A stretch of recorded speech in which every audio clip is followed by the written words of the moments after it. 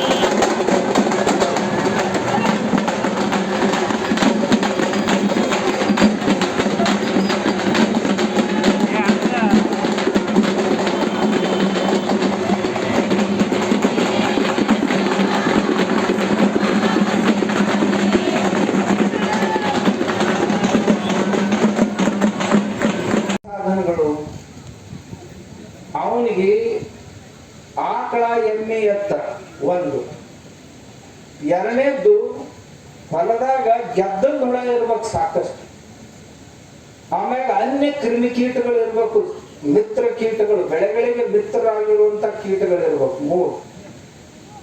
ನಾಲ್ಕನೇದ್ದು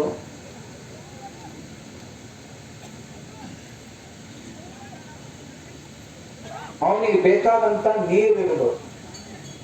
ಇವಿಷ್ಟಿದ್ದು ಹೊಲ ಇತ್ತು ಅಂತಂದ್ರೆ ರೈತ ಏನ್ ಬೇಕಾದ್ದು ಮಾಡಿಕೊಡಕ್ ಸಾಧ್ಯ. ಅವನ ಹತ್ರ ಈಗ ನೀರು ತೀರಿಸ್ಕೊಂತ ಬಂದ, ಭೂಮ್ಯಾಗ ನೀರೇ ಇಲ್ಲ.